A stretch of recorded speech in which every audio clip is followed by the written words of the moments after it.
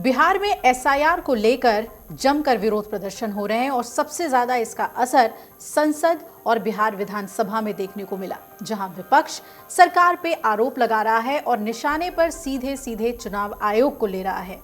बिहार में चल रहे इस नई वोटर लिस्ट बनाने की प्रक्रिया के साथ ही अब खबर यह है कि अगले महीने पूरे देश के बाकी राज्यों की नई वोटर लिस्ट बनाने की तैयारी में चुनाव आयोग है। आखिर ये कब होगा, तो आपको बता दें कि अगले महीने अगस्त में ये काम शुरू हो जाएगा। सभी राज्यों की नई वोटर लिस्ट बनवाने के लिए स्पेशल इंटेंसिव रिवीजन यानी कि एसआईआर का काम शुरू कर दिया जाएगा। सूत्र ये बता रहे हैं कि इसके लिए तारीख का ऐलान कर दिया गया है, यानी कि 28 जुलाई को सुप्रीम कोर्ट में सुनवाई के बाद किस तिथि से इसकी शुरुआत होगी ये भी पता चल जाएगा। इस बीच बिहार में बनाई जा रही नई वोटर लिस्ट के लिए 7.23 करोड़ यानी कि 99.86% वोटर्स कवर हो चुके हैं। चुनाव आयोग ने दिए आंकड़ों में ये बता दिया है कि नई वोटर लिस्ट में 7,89,00,000 से ज्यादा वोटर्स वाली पुरानी लिस्ट में अब 64 लाख वोटर्स का नाम तो कटना लगभग तय है। जितने भी वोटर्स के फॉर्म वापस नहीं होंगे उनके नाम भी इस डिलीट लिस्ट में जोड़ दिए जाएंगे। जितने लोगों ने अभी तक अपने अपने एन्यूमरेशन फॉर्म जमा किए हैं, कराए हैं, इनमें से अगर कुछ घुसपैठिए पाए गए हैं तो उनका नाम भी लिस्ट से काट दिया जाएगा। मुख्य चुनाव आयुक्त ज्ञानेश कुमार ने साफ कर दिया है कि अगर कोई जेन्युइन वोटर छूट भी गया है तो चिंता करने की जरूरत नहीं है। ऐसा कोई भी वोटर 1 सितंबर तक अपना एन्यूमरेशन फॉर्म भरकर जरूरी प्रक्रिया पूरी कर सकता है और जमा करा सकता है। उनका नाम वोटर लिस्ट में जरूर जोड़ दिया जाएगा। आयोग ने किसी भी राजनीतिक दल का नाम लिए बिना प्रतिक्रिया देते हुए पूछा है कि क्या चुनाव आयोग द्वारा पारदर्शी प्रक्रिया द्वारा तैयार की जा रही एक शुद्ध मतदाता सूची निष्पक्ष चुनाव और एक सशक्त जनतंत्र के लिए नींव का पत्थर नहीं है।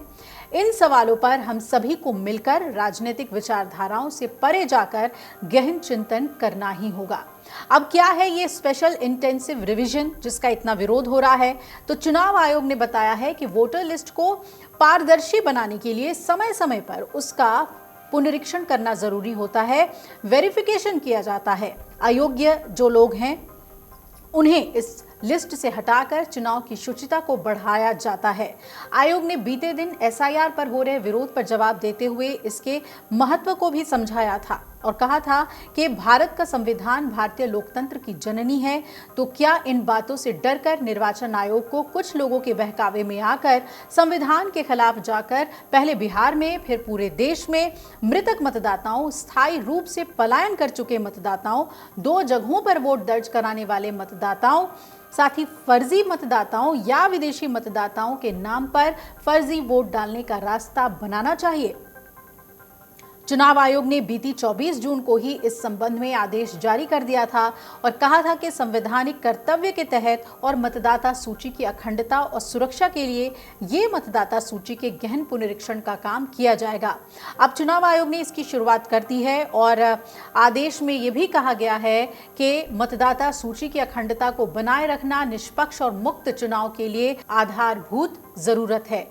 जनप्रतिनिधि कानून 1950 और रजिस्ट्रेशन ऑफ इलेक्टोरल रूल्स 1960 के तहत योग्यता, मतदाता सूची तैयार करने की प्रक्रिया और तरीके की जानकारी दी गई है। पिछले महीने 24 जून को निर्वाचन आयोग ने बिहार में विशेष मतदाता गहन पुनरीक्षण का निर्देश दिया था। ये 25 जून से 26 जुलाई 2025 के बीच होना है, यानी कि आज मियाद खत्म हो रही है। चुनाव आयोग का कहना है कि मतदाता सूची में फर्जी, अयोग्य और 2 जगहों पर जो रजिस्टर्ड मतदाता हैं उन्हें हटाने के उद्देश्य से ही ये पुनरीक्षण किया जा रहा है। विपक्षी पार्टियों का आरोप है कि चुनाव आयोग इस विशेष गहन पुनरीक्षण के जरिए पिछले दरवाजे से लोगों की नागरिकता की जांच कर रहा है। साथ ही विपक्ष का यह भी आरोप है कि इसकी आड़ में बड़े पैमाने पर लोगों से मतदान का अधिकार छीना जा सकता है। हालांकि चुनाव आयोग ने आश्वासन दिया है कि अगर कोई व्यक्ति मतदाता सूची से बाहर रह जाता है तो इसका मतलब ये नहीं कि उसकी नागरिकता खत्म हो रही है। चुनाव आयोग ने यह भी कहा है कि कानून और संविधान के तहत उसे यह अधिकार प्राप्त है कि वो नागरिकता से जुड़े दस्तावेज मांग सके ताकि लोगों को मताधिकार मिल सके। अब देखना है कि एक तरफ विपक्ष जो इतना हमलावर है बिहार में एसआईआर को लेकर, जब पूरे देश में एसआईआर होगा तो ये कितना बड़ा मुद्दा बनेगा। अलग अलग राज्यों की तरफ से क्या इसमें विरोध जताया जाएगा और केंद्र सरकार इस मामले में कैसे अपना बचाव करती है, क्योंकि सीधे तौर पर केंद्र सरकार को इसमें घेरा जा रहा है और चुनाव आयोग को प्रभावित करने के आरोप लगाए जा रहे हैं। अगर आप ये वीडियो YouTube पर देख रहे हैं तो हमारे चैनल को सब्सक्राइब कर बेल आइकन दबाएं और Facebook पर देख रहे हैं तो हमारे पेज को लाइक करें।